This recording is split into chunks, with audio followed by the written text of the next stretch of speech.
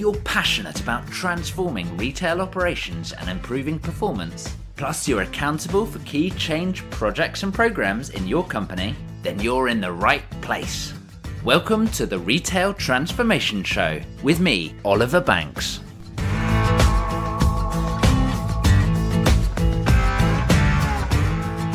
Well, hello there.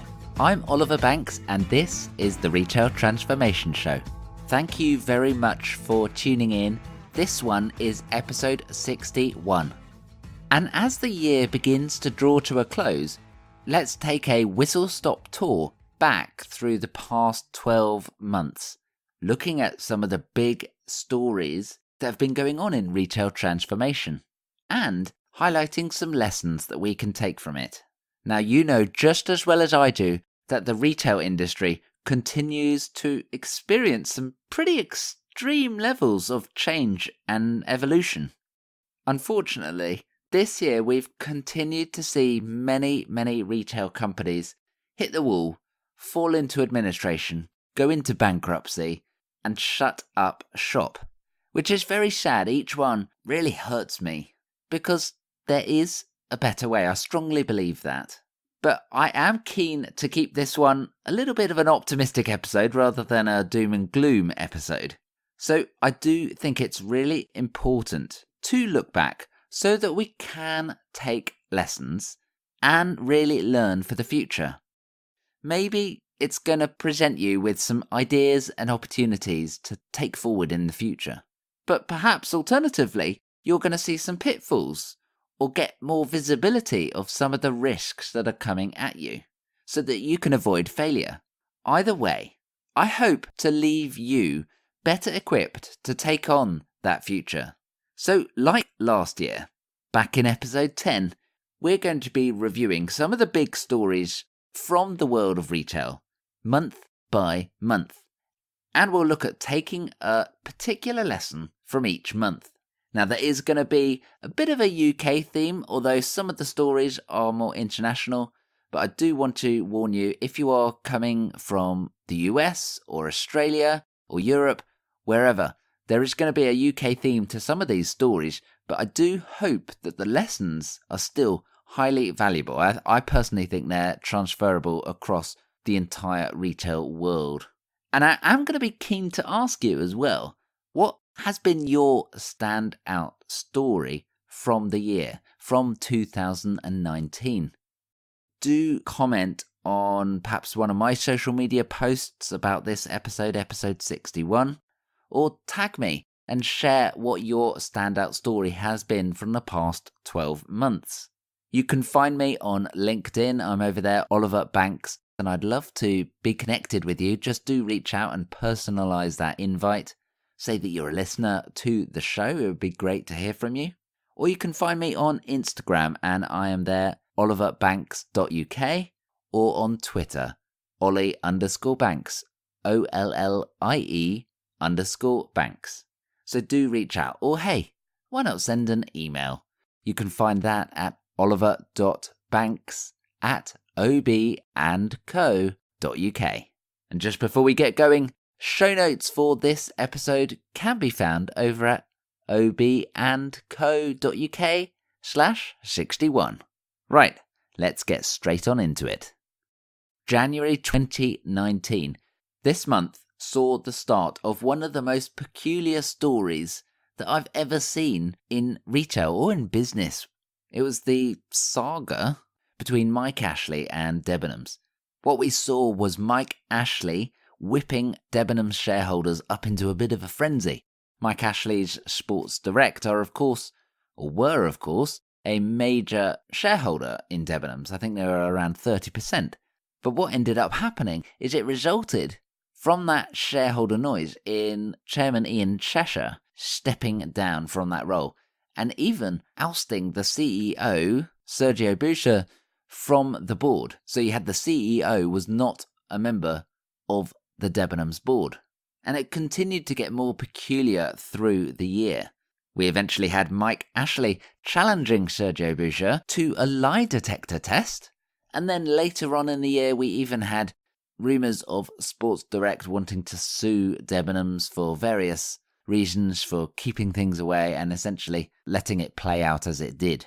And of course, all along, the media were very keen to continue to document this. It's a very interesting story. People really lapped it up. Newspapers, TV, social media was all over what was going on and the crazy developments going on. So what's the lesson that we can take from January? Well, it's a refresher. The media love a good story, so it is absolutely important that you do transform effectively so that you stay in control and you don't end up on the front pages for the wrong reasons. Moving on and into February, and February focuses on Ocado for a couple of different reasons. Earlier on in the month, February 2019, we saw that huge Ocado warehouse fire. It burned for 4 days, and this is in one of their automated warehouses, which was set up for robots, which made it very difficult for the firefighters to get in there and really tackle the blaze. It was an issue with the sprinkler system, and it basically obliterated the entire warehouse. So that was some really pretty bad news for Ocado early on in February. But then it flipped around later on in the month, with one of the big stories of the whole year, in my opinion. The Ocado deal with M&S, with Marks and Spencer's. It was announced in February, it completed in August, and it was big for a couple of reasons. Number one, Ocado were moving away from their historic deal with Waitrose that has really set them up into the position that they're in today, and instead moved in with Marks and Spencer's, who were essentially acquiring 50% of Ocado. But also, from M&S's point of view, they'd never really gone in with the whole online food delivery. So this was a step up to take Ocado's solutions and be able to implant them in. It gave them an instant capability in that marketplace, albeit with an expensive price tag of around £750 million. So what's the lesson for February? Well, a reminder of the importance of having good e-commerce capability in today's retail marketplace, really, and the power of partnering or acquiring to really fill in the gaps in your operating model or your organizational capability. But at the very same time, a stark reminder of the fragile nature of an e-commerce business, where you do have a few warehouses rather than many shops. If one of those does unfortunately suffer something like a fire or another bad situation, it really can hamper your operational capability. So you must think how you could get around that particular issue. Into March, and we saw Instagram announcing in-app shopping features, making it so easy for customers to shop straight from the app for their favorite brands and some of the hottest products. Now, I think this is going to continue to be a trend that we see in the next few years. We have Instagram and other social media platforms that are going to be a new shopping channel that we continue to talk about as consumers and makes shopping on websites almost obsolete. Perhaps, who knows? But the lesson for March, absolutely, is that shopping is changing. We want to make things simpler and easier for consumers, for customers. And you must focus on doing that. You must focus on being where they are right now. Moving on into April, and there were so many different developments coming out in April. We had the continuation of the Debenhams storyline, where they went into a planned administration, and I personally thought that whole planned administration direction worked really well. It was not the chaotic bum fight. It seemingly worked well because, well, there's planning in the background. And I hope it was a lot smoother for the colleagues in terms of security around their future direction as well. Next, we had the Sainsbury's-Asda CMA decision. And the CMA is the Competitions and Market Authority here in the UK. So they'd announced their intention to merge Sainsbury's and Asda, two big supermarkets here in the UK. And the CMA basically said no, frankly.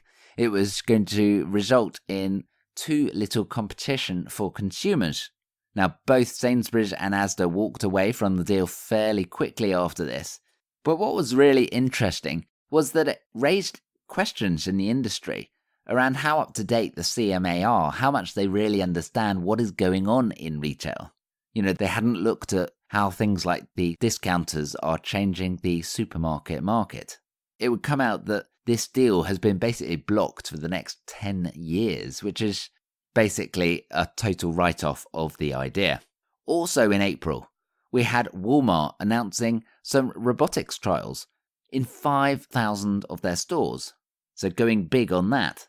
We had Lush wanting to step out of doing corporate social media, but still very much allowing their stores to engage and create content for their customers on social media. But from a corporate perspective, they were withdrawing. And we also saw Sainsbury's back in the news towards the end of the month, launching the UK's first till-free grocery store. It was a trial in London and their answer to Amazon Go. Ultimately, it would last until September before they started to reinstate tills in that store. But our lesson for April is the importance of trials and being bold to move forward. Whether it's looking at acquisitions, whether it's looking at robotics, looking at coming out of social media or some other big move, you do have to speculate to accumulate, right? There is going to be risk in whatever direction you take. But I also can promise you, staying in the exact same position you are in now and not taking any risk, that's not going to work. So April was a busy month in terms of retail news in 2019. So without further ado, let's continue our whistle-stop tour through the year and go into May. Now, I was particularly interested in one of the big collaborations this month between Amazon and Next, and in particular on building a combined click and collect offering. Both Amazon and Next have been doing well in the retail market recently, so it's great to see that collaboration coming together. And the other story that caught my eye this month was some research by OB&Co and the World Retail Congress, which showed that only 3% of retailers think their business model is fit for 5 years' time. And in fact, 76% felt that their business needed some fundamental changes to their overall proposition. That's a pretty big number. There's a lot of transformation still to come. So the lesson for May is on that same theme. The world is changing, and it's going to continue to change. So you must absolutely consider how you will transform your business. What are the options? How are you going to take action? And how are you going to do something new? Perhaps like Amazon and Next, and looking at a partnership. Who knows? Then, as we move into June, we saw another one of the soap operas, the dramas of the retail world playing out. This was the Arcadia CVA, which seemed to play for a number of weeks on the will it work, won't it work, will it happen, will it not, who knows. A CVA is a company voluntary arrangement where basically businesses with financial difficulties can renegotiate terms with their suppliers. Most commonly, we see retailers looking to get reduced rents or even rent-free periods from their landlords. So that's a CVA, if you're not familiar with the term, which is a UK-centric term. We saw the results from a landlord vote be delayed, but eventually it did go through. There were a number of different CVAs for the number of different landlords. And of course, the media once again were loving all of the different permutations of what could happen or what's going on. But our lesson for June is that CVAs are still going on for struggling companies. But there is increasing evidence that shows that if you go through a CVA, you still risk falling into administration. You still risk shutting up shop later on. So a CVA is only really a stay of execution. It is not the solution. But what you must do is you must use that stay of execution effectively. Use that time to transform your business. Don't just think it's just about the rents and rates. If your business is not working, that's something you need to fix. And going rent-free, is not the long-term solution, right? I hope you can understand that. So use the time effectively and transform swiftly. And as we move into July, we're going to stick with that theme of CVAs because we started to see landlords really struggling and starting to talk about transformation themselves. So in the wake of CVAs that we particularly saw last year in 2018, and of course this year in 2019, as well as the plethora of administrations and closing retail companies, we saw many landlords, first Hammerson's, then Into, then Westfield, start to announce that their profits were going to take a hit too. So what they were doing is they're transforming, they're looking at simplifying their cost structures, they're looking at diversifying away from retail into other industries, whether it's co-working spaces or leisure brands, to come and fill in what were retail units, of course.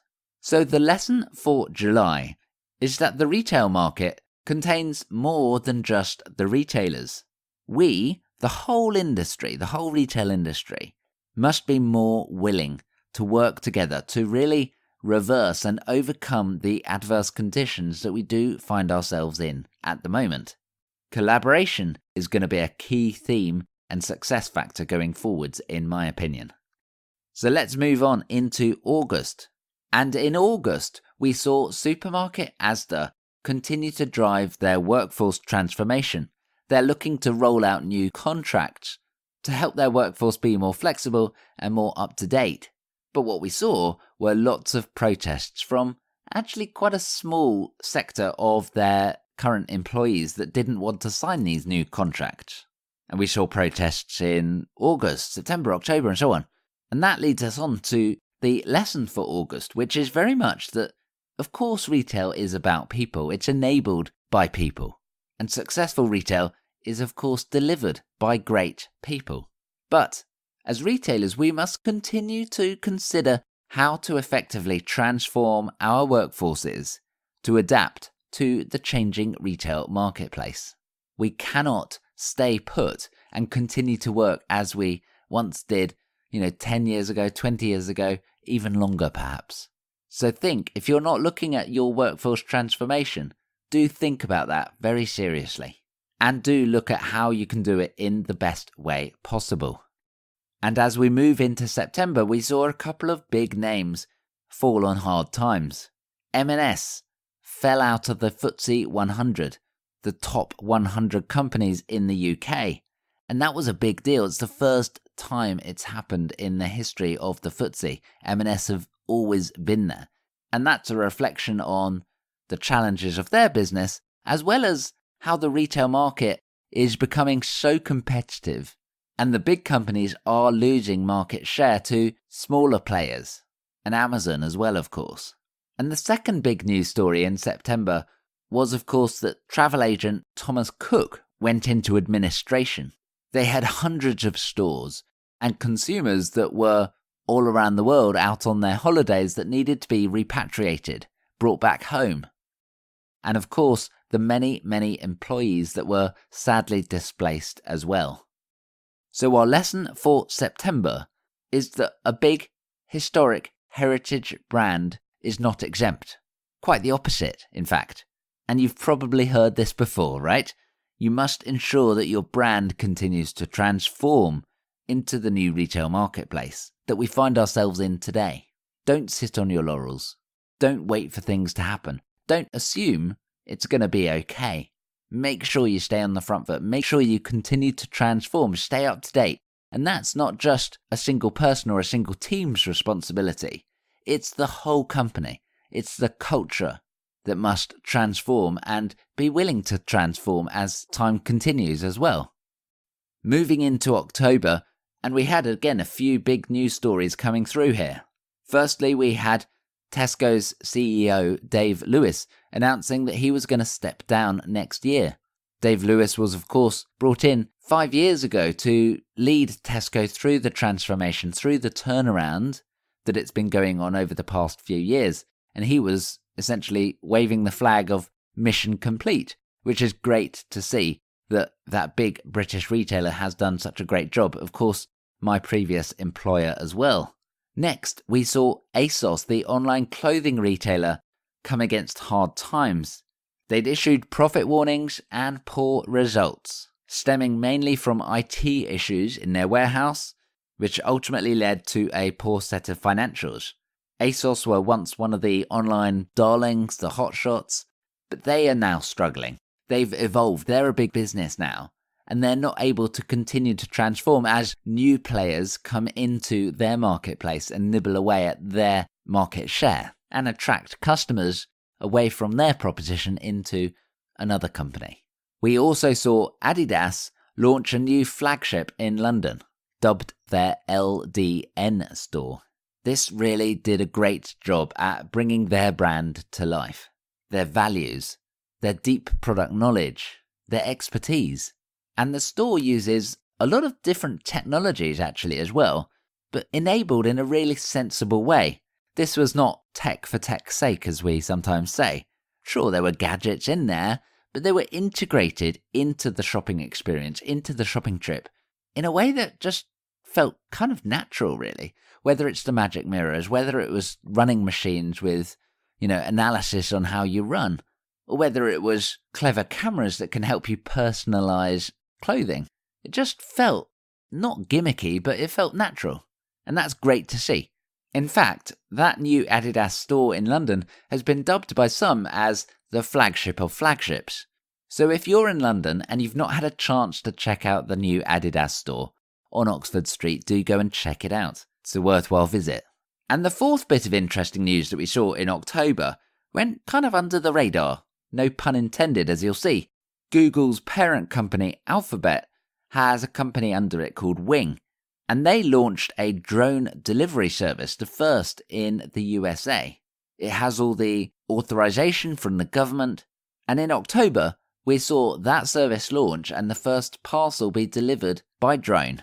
And that leads us onto our lesson for October, which is that technology can play an important part in a new proposition. But if it's not planned or managed effectively, then it can leave you in a very risky position, which will ultimately affect your profits and affect your financial performance, as we've seen.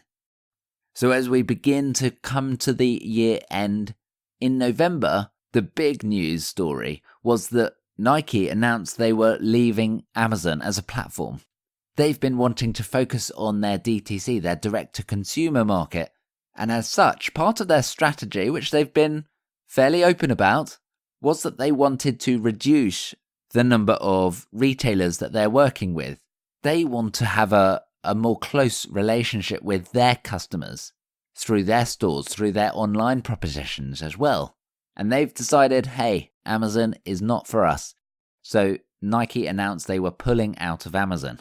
So the lesson from November is that if you are a retailer, why should a brand work with you? Why should they want to be stocked by you? And what would you do if you did lose one of your major brands?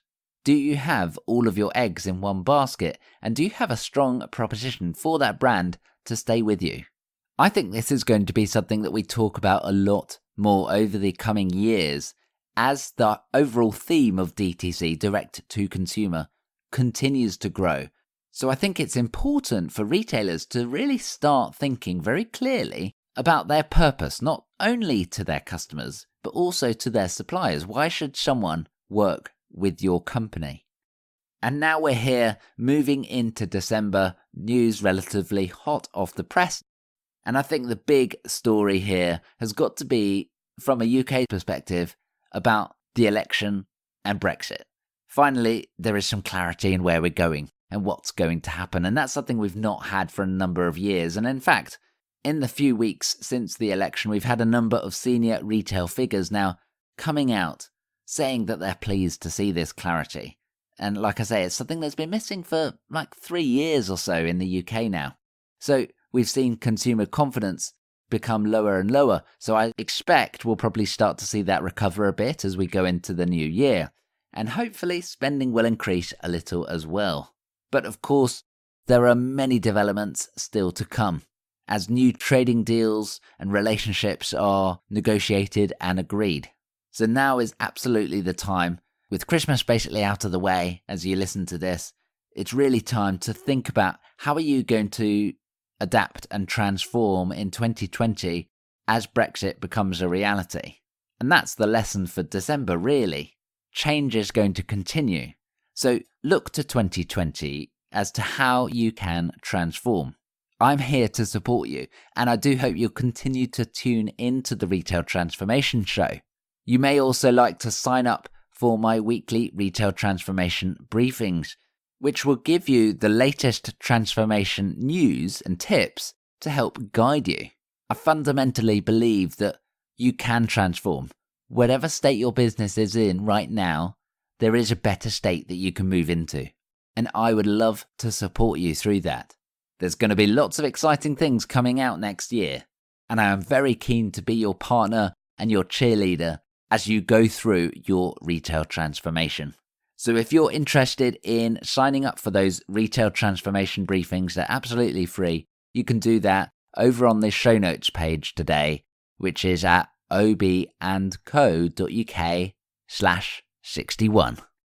So I thought it would be good just to very quickly run through those lessons, once again, those 12 lessons from each month. So January was around recognizing that the media love a good story, so transforming effectively early so that you stay in control. In February, we had the reminder of having good e-commerce capability and partnering or collaborating to make sure that you fill in the gaps, but also with that stark reminder of the fragile nature of e-commerce. In March, inspired by Instagram shopping, we recognized that shopping is changing. To make things simpler and easier for customers, you must focus on where your customers already are and how they want to shop, not how you want to serve them.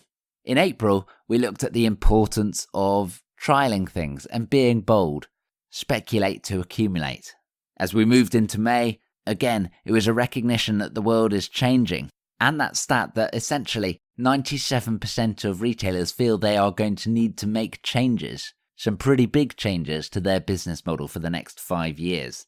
So consider how the world is changing and consider how you are going to transform. What is it you are going to do and take action on? The lesson from June was that CVAs are still coming through, but they are not the long-term solution. They're just the stay of execution. So you must use that time wisely to reset the business, to make it viable for the future. July's lesson was about that the retail market isn't only retailers. It's the whole industry. And we must come together to collaborate and work out the best way forward to overcome current adverse conditions. From August, we know retail is about the people, and this time we learned that we must transform our workforce to get ready for the future. September reminded us once again that heritage brands are not exempt. Every brand must continue to transform for the evolving retail marketplace that we find ourselves in today. October's lesson was about technology, and it can play an important part in a proposition that you make, but it must be planned and managed and integrated very effectively, or it could leave you open to excessive risks and challenges.